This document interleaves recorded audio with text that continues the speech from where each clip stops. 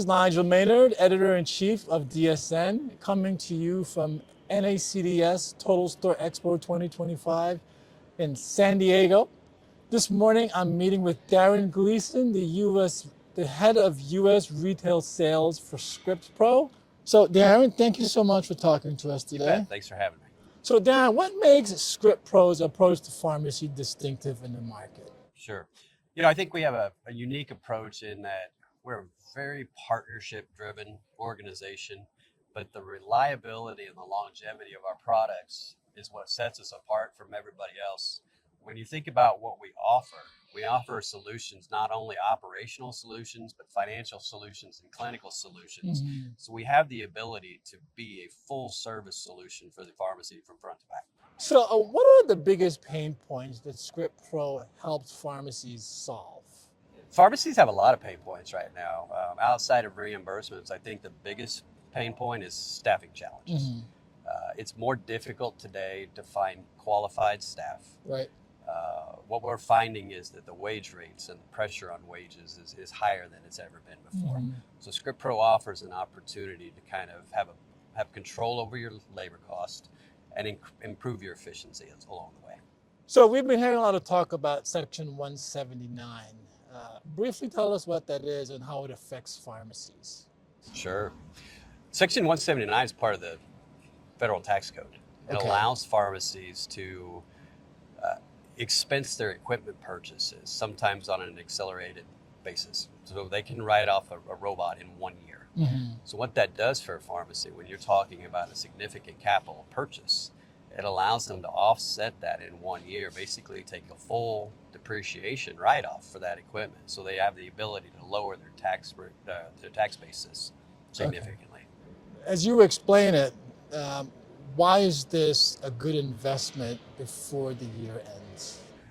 Well, it's a good investment before the year ends. It's a good investment anytime. But Mm-hmm. being able to take advantage of the tax breaks, when you're thinking about April of 2026, Mm-hmm. our pharmacies are going to owe Uncle Sam a significant amount of money. So by taking advantage of the tax breaks in 2025, they reduce their tax outflow for the 2025 tax year. They're allowed to keep their money. It gives them an opportunity to keep the money in their pharmacy and reinvest it in their pharmacy rather than sending it off as part of a tax payment. And so for pharmacies who might be hesitant to invest, what would you tell them, and what do you tell them is the payback on that investment once it's made?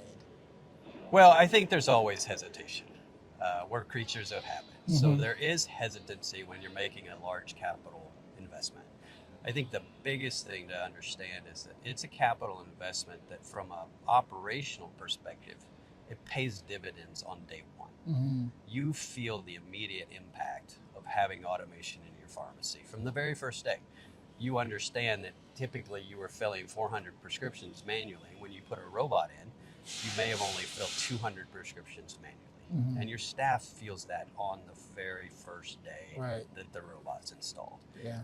But there is a hesitancy. Change is hard, but it's a change that has an immediate impact on what you're doing on a daily basis. It also leads to financial impacts and financial implications for the pharmacy as well. So I assume, Darin, that this is the robot that we're standing in front of that you were just talking about. Yeah, so this is our CRS 150. ScriptPro's is a little bit unique. We're not a one-size-fits-all robot company. We have 6 different sizes, 6 different models.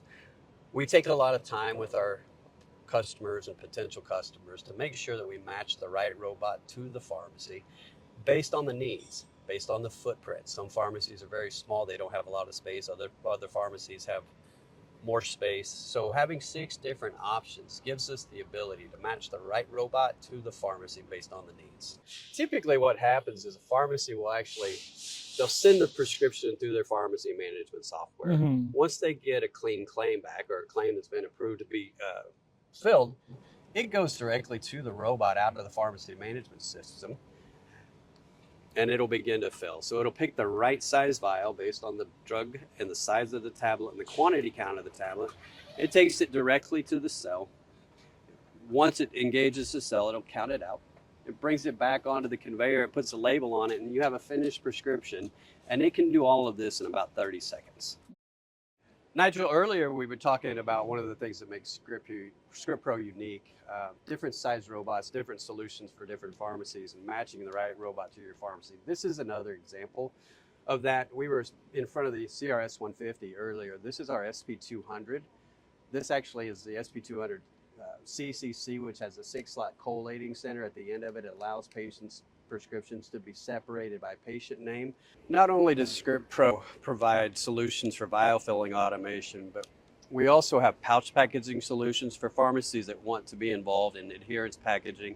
So our strip packaging solution, we have two different models. We have an MP100 and an MP400 for those pharmacies that are looking to increase their adherence packaging. Well, Darin, thank you for visiting with us. I Appreciate it. appreciate your time. Yeah. Okay.